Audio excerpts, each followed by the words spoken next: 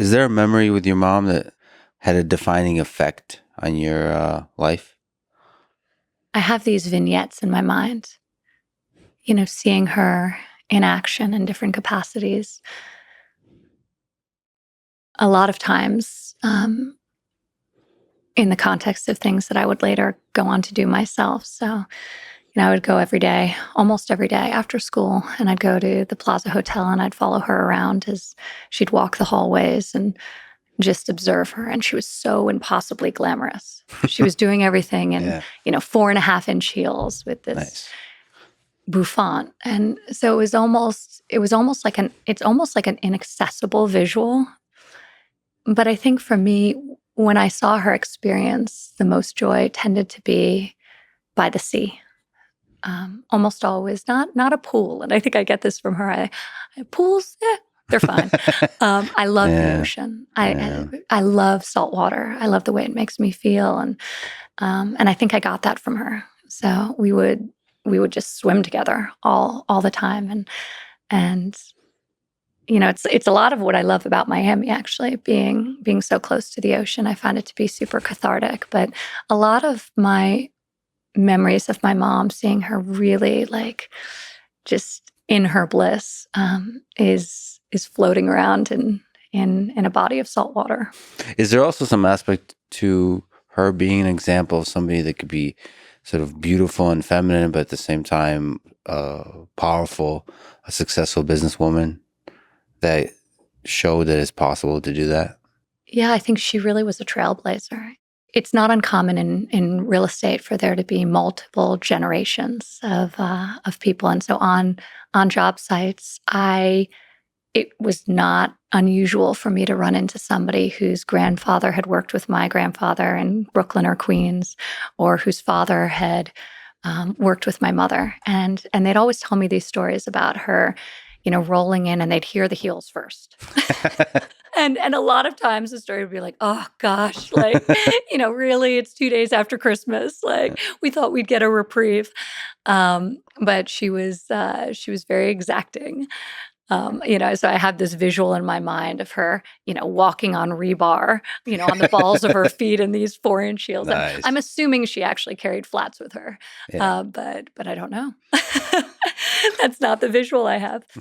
But she was, I loved the fact that she so embodied femininity and glamour, and was so comfortable being tough and ambitious and determined, um, and this unbelievable businesswoman and entrepreneur at a time when she was very much alone. Even for me in the development world and so many of the different businesses that I've been in, there really aren't women outside of sales and of marketing.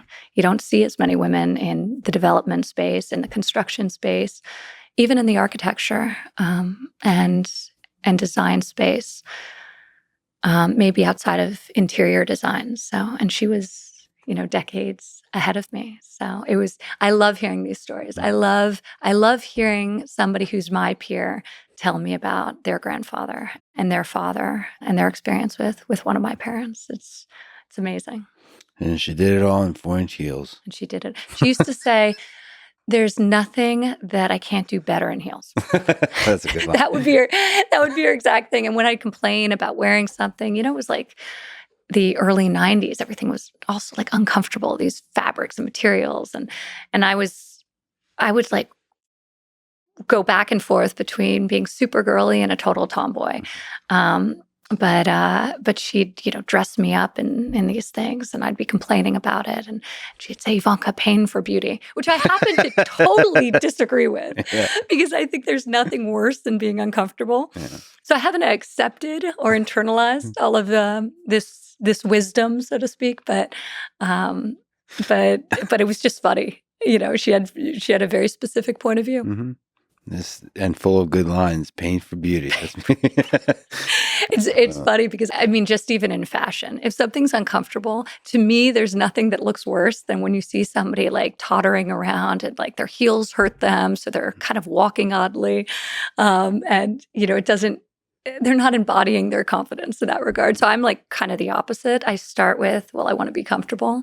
And that helps me be confident and in command. A foundation for fashion for you is comfort, and on top of that, you build And it's things not that are comfort beautiful. like dowdy, Right, there's right. that level of comfort, but Functional comfort. I think you have to, for me, I want to feel confident. And you don't feel confident when you're like pulling at a garment or, hobbling on heels that don't fit you properly.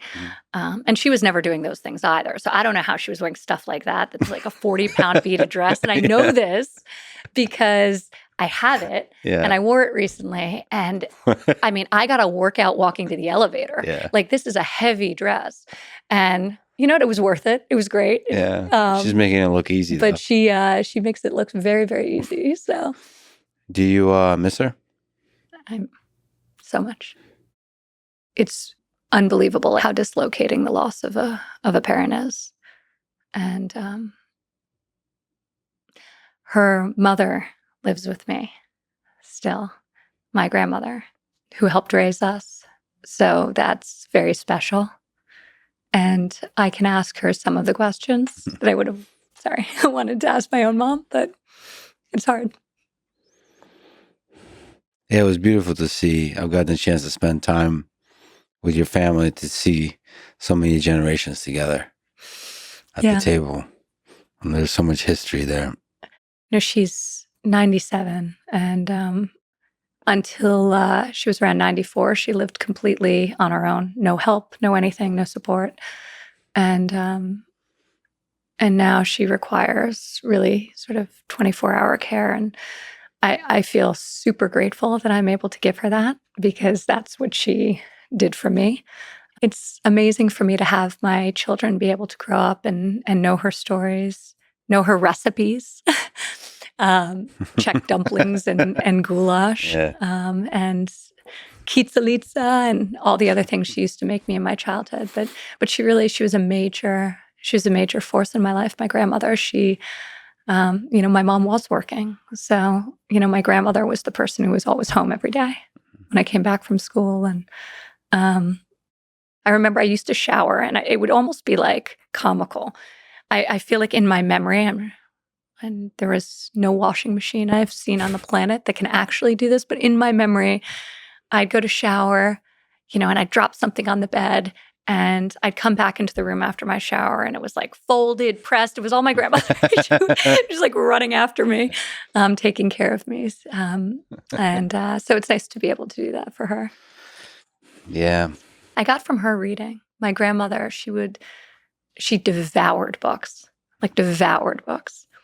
She loved the more sensational ones. So so like some of these like romance novels, I would pick them up, the covers, but she could tell you, she could look at like any royal lineage across Europe and tell you all the mistresses, all the drama. All the drama. She loved it.